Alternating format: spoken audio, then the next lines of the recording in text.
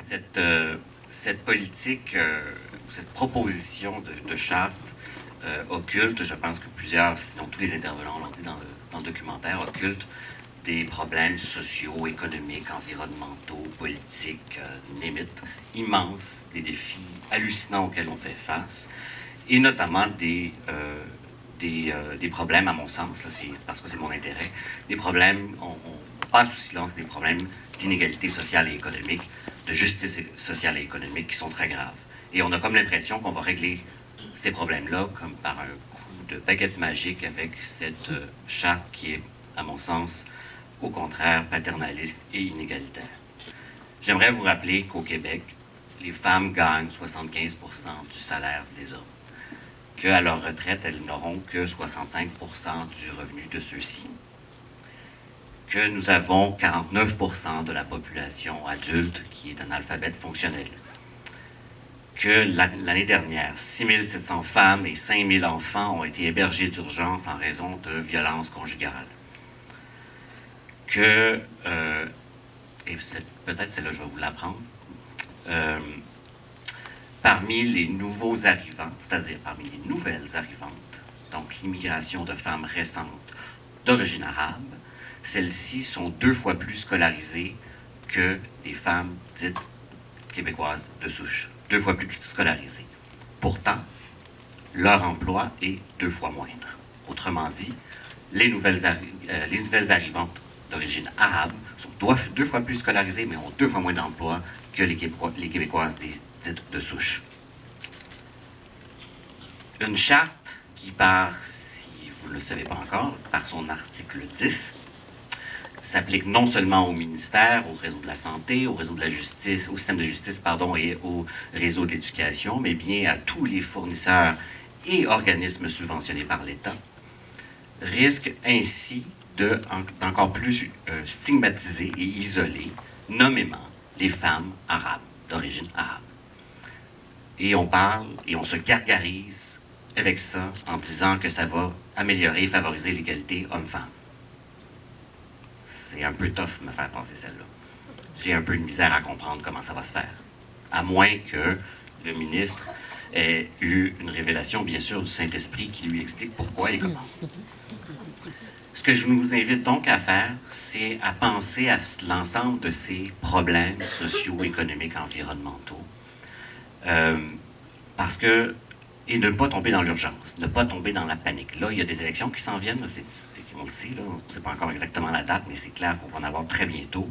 Le problème ne sera pas réglé avec les élections. Donc, ne paniquons pas avec les élections. Je t'en apprends une bonne.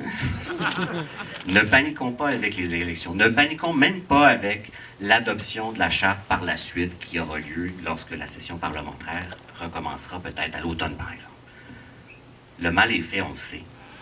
Ça va prendre des années, soit en contestation judiciaire pour défaire cette loi débile, pardon, cette loi inique.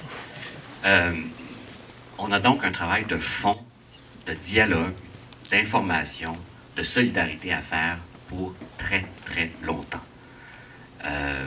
Je sais que Dr. Rousseau va reprendre cette idée-là plus profondément après ma courte intervention, et je pense que c'est ça qu'il faut garder en tête. Assoyons-nous sur les faits, assoyons-nous sur les problèmes auxquels on fait face, peu importe la famille idéologique ou politique dans laquelle on se trouve.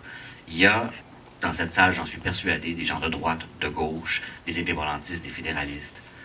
Il y a surtout un paquet de gens qui veulent vivre ensemble, justement dans cette pluralité d'origine, de culture, mais aussi d'idées politiques. Donc, concentrons-nous sur ces vrais débats, concentrons-nous sur des faits, sortons de Montréal, allons dialoguer et espérons, gardons notre espérance pour le futur et ne cédons pas à la panique.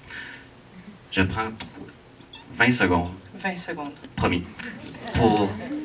C'est un message personnel. Non, en fait, je voudrais un peu faire écho à la chanson de Bérurier Noir qu'on a entendue pendant le générique et saluer 4 jeunes femmes qui ont pris part dans ce débat, parfois malgré elles, et qui sont pour beaucoup d'entre nous des inspirations. Il y en a 2 d'entre elles qui sont ici. une qui est très, très, très proche de moi. Salut à toi, Mélissa. Et salut à ta collègue Lydia Larivière, qui n'est pas là aujourd'hui, malheureusement, et elle en est bien triste. Comme jeune femme autochtone, militante, écologiste, féministe, etc., vous êtes véritablement des inspirations comme, pour les vieux comme Michel Seymour et moi. Je te la devais. C'est un inside, ça, j'imagine. Salut à toi aussi, Dalila Wada, qui est juste en face de moi. Et je le sais malgré toi un peu, mais t'as pas à t'en faire.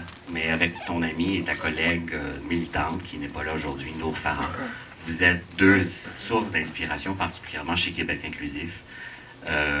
Votre courage, votre bonne humeur, malgré disons-le, les chars de marde que vous recevez, est non seulement une inspiration, mais une source d'énergie. Et salut en fait à toutes ces femmes qui, malheureusement, nous disent un peu trop souvent qu'elles ont envie de baisser les bras. Il ne faut surtout pas baisser les bras et rester ensemble. Merci. Merci.